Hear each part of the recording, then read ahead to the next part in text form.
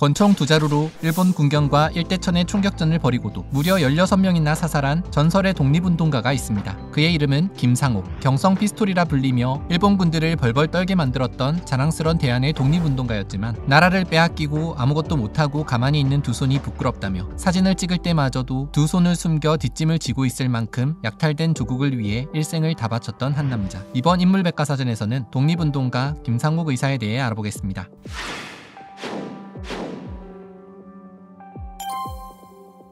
1889년 1월 5일 서울 동대문 어이동 지금의 종로구 효재동 72번지에 살고 있던 군간 김기현과 아내 김점순 사이에서 한 사내 아이가 태어납니다. 그의 이름은 김상옥. 훗날 일제의 심장인 종로경찰서를 폭파시킨 독립운동가가 되죠. 1897년 아버지 김기현이 군에서 나와 체 제작소를 운영하게 되면서 어린 상옥은 8살 때부터 아버지의 가게에서 소년 노동자로 일하기 시작했습니다. 상옥은 어릴 때부터 가난한 집안 형편에도 전혀 주눅들지 않고 병정놀이를 할 때 대장 역할을 맡을 정도로 리더십이 뛰어난 아이였는데요. 한편 다른 집 아이들이 서당에 다닐 때 글공부 대신 노동을 하며 땀의 가치와 자립심에 대해 배우기도 했습니다. 덕분에 훗날 상옥은 힘든 일을 두려워하지 않고 남다른 대담함을 가진 인물로 성장할 수 있었죠. 1904년 15살이 된 상옥은 더 많은 돈을 벌기 위해 아버지의 가게가 아닌 대장간에서 일하기 시작했습니다. 말이나 소의 발굽을 갈아주는 일부터 시작한 그는 홈이나 괭이, 쇠스랑 등 철제 도구를 만드는 기술까지 빠르게 습득하며 남다른 총명함을 보여줬습니다. 그런 그의 모습을 눈여겨본 대장간 노인 이지호가 상옥에게 한문을 알려주기 시작하면서 상옥은 글공부에도 눈을 뜰 수 있었습니다. 하지만 대장간 일을 하며 가족들을 먹여 살리고 있는 상황에 학교를 다닌다는 것은 꿈도 꿀 수 없는 일이었습니다. 그러나 상옥은 길이 없다면 만들어서라도 가는 사람이었죠. 자신처럼 공부를 하고자 하는 청년들을 모아 학교에 야학을 만들고 낮에는 대장간 일, 밤에는 영어와 한문 공부를 하는 생활을 하기 시작했습니다. 그 결과 1910년 상옥은 그동안 갈고 닦은 실력으로 황성 기독교 청년학관 야간 영어반에 우수한 성적으로 합격하게 됩니다. 21살에 처음으로 교복을 입게 된 상옥은 소원을 이뤘다며 뛸 듯이 기뻐했는데요. 하지만 그 무렵 우리나라는 일본으로부터 주권을 빼앗긴 채 억압적인 체제 속에서 탄압받기 시작했습니다.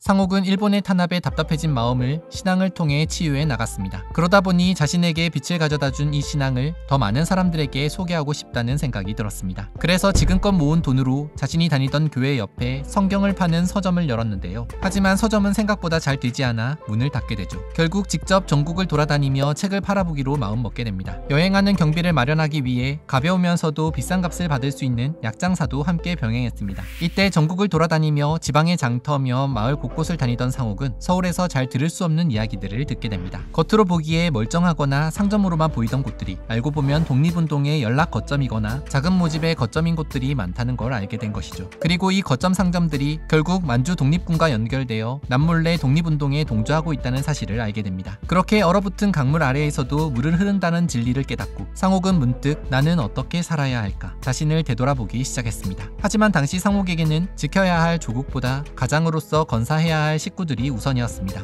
결국 독립운동의 꿈은 가슴 한켠에 묻어둔 채 약을 팔며 전국 팔도를 돌아다니며 악착같이 돈을 모았고 그 결과 형제들과 함께 서울 창신동 일대 영덕철물점을 창업할 수 있게 되었죠. 어릴 때부터 대장간 일을 해온 덕분인지 영덕철물점은 어느새 점차 번창했고 서울은 물론 강원도와 함경도까지 이름난 철물점이 되며 상옥은 자수성가한 사업가가 될 수 있었습니다. 비로소 상옥도 식구들을 먹여 살려야 한다는 부담감을 내려놓을 수 있었죠. 하지만 안락한 삶이 이어질수록 식민지 현실에 신음하는 민족의 고통은 더 크게 와닿았습니다. 그러던 1913년 약장사 시절 알게 된 한훈이라는 사람이 상옥을 찾게 되고 대한광복단이라는 조직을 결성한다는 소식을 접하게 됩니다. 한훈은 지난날 상옥이 약장사를 했을 때 그가 단순히 장사치가 아니라는 것을 일찍부터 알아봤다고 합니다. 상옥은 약장사를 할 때부터 사람들을 일깨우고 사람들에게 독립의지를 심어주는 계몽연설을 하곤 했는데 이에 깊은 감명을 받은 한훈은 상옥에게 독립운동의 의지가 있음을 알아보았습니다. 그렇게 1910년대 대표적인 국내 독립운동 단체인 대한광복단에 가입한 상옥은 영덕철물점 2층에 작은 개인 사무실 공간을 마련해 독립운동의 거점으로 만든 후 대한광복단 단원들과 함께 본격적으로 독립운동가의 길을 걷기 시작합니다.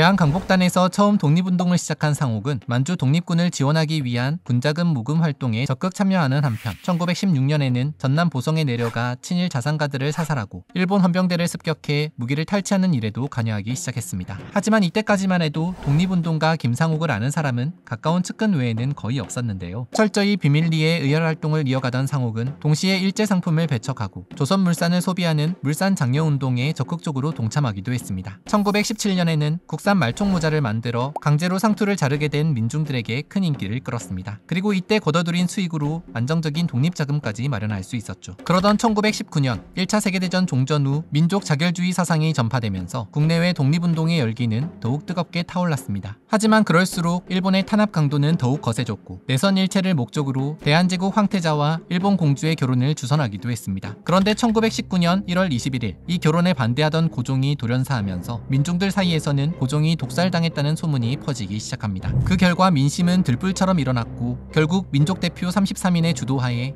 고종의 장례식 이틀 전 3.1운동이 일어나게 되었죠. 상옥 역시 3.1운동에 대한 소식을 듣고 철물점 직원들과 함께 탑골공원에서 목청껏 대한독립 만세를 부르짖었습니다. 그리고 그동안 자신이 해오던 독립운동에도 느낄 수 없었던 뜨거운 열기와 열정에 압도당했죠. 그날 밤 생각에 잠겨 집으로 돌아가던 상옥은 우연히 일본 헌병 하나가 장검을 들고 도망치는 여학생을 쫓는 것을 발견했습니다. 저녁이 되고 시위가 종료되자 3.1운동에 참여했던 사람들을 일본 헌병이 잡아들이기 시작한 것이었습니다. 주변 사람들이 헌병을 보고도 어쩌지 못하고 있을 때 김상옥은 벼락같이 달려들어 여학생을 쫓던 헌병의 등을 낚아채고 손을 내리쳐 장검을 떨어뜨리게 했습니다. 그때 무기를 빼앗긴 헌병은 그대로 도망쳐버렸고 이때 상옥은 조금 더 전투적으로 우리나라를 지켜야겠다는 것을 깨닫게 됩니다.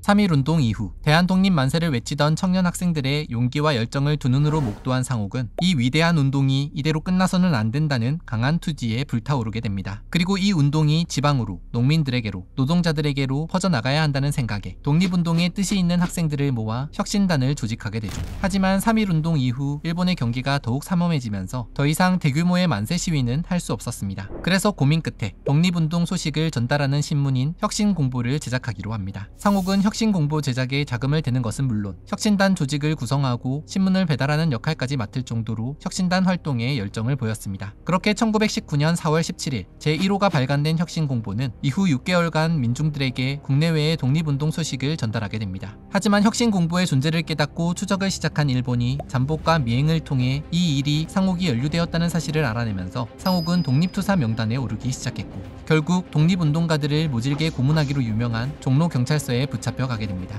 그러나 40여일간 모진 고문에도 혁신단의 존재를 말하지 않아 결국 증거 불충분으로 풀려났는데요. 상옥이 종로경찰서에 있을 무렵 강우규라는 65세의 노인이 새로 부임한 사이토 총독을 향해 폭탄을 던져 37명의 사상자가 발생하는 사건이 일어납니다. 상옥은 강우규 의사의 거사 소식을 듣고 의사의 대담한 독립운동 방식에 또 한 번 큰 감명을 받게 되었죠. 이후 혁신단에 복귀한 상옥은 다시 혁신공보 발행을 이어갔습니다. 하지만 일본의 식민지 지배 정책이 더욱 가혹해지는 것을 보며 상옥은 신문 발행보다 더 적극적인 방식의 독립운동이 필요하다고 생각했습니다. 그런데 때마침 만주의 무장독립운동단체에서 활동을 하다 군자금을 모금하려고 서울에 들른 김동순과 만나게 되면서 상옥은 생각만 해오던 무장투쟁을 실제로 행동에 옮기기로 결심. 1920년 5월 혁신단원들과 함께 암살단을 창설했습니다. 암살단은 만주의 무장단체로부터 폭탄과 무기를 공급받아 친일파들을 처단하는 것을 조직의 목표로 삼았는데요. 이후 암살단원들과 함께 만주 무장단체에서 파견온 교관에게 전투훈련까지 받은 상옥은 무장투쟁의 의지를 더욱 불태웠습니다. 한편 훈련 과정에서 처음 총을 잡아본 상옥은 몇 달 만에 교관 대신 훈련을 진행할 정도로 타고난 사격 솜씨를 선보였습니다. 그러던 1920년 8월 마침내 기다리던 소식이 들려왔습니다. 미국 의회 의원단이 서울을 방문할 예정이라 사이토 총독을 포함한 총독부 수뇌부들이 의원단을 환영하러 한자리에 모인다는 것이었습니다. 상옥은 이 절호의 기회에 총독을 포함한 고관들을 모조리 암살함으로써 조선 총독부를 상대로 정면 승부를 걸기로 마음먹습니다. 이후 암살단과 함께 자동차와 폭탄, 탄약을 준비하던 상옥은 일제 식민지 통치에 엄청난 충격을 가져다줄 거사일이 오기만을 기다렸습니다. 그런데 1920년 8월 24일 거사 당일 아침에 상옥의 집으로 일본 경찰 10여 명이 들이닥쳤습니다. 일본 경찰들이 암살단의 계획을 사전에 알지는 못했지만 이전의 혁신공보 발행 사건으로 요주의 인물이 된 상옥을 예비 단속하러 나온 것이었죠. 상옥은 가까스로 집을 빠져나왔지만 경찰이 상옥의 집에 숨겨진 암살단 명부와 암살 계획이 적힌 문서를 발견하면서 대부분의 암살단 단원이 체포당하고 말았습니다. 이후 혼자가 된 상옥은 경찰들의 눈을 피해 2달간 도피 생활을 해야 했습니다. 더 이상 서울에서는 독립운동을 이어갈 수 없는 상황이 되었는데요. 결국 1920년 10월 말 이전에 친분이 있던 신흥무관학교 출신 사립학교 교사 유득신의 도움을 받아 상옥은 상해 임시정부로 피신하게 됩니다.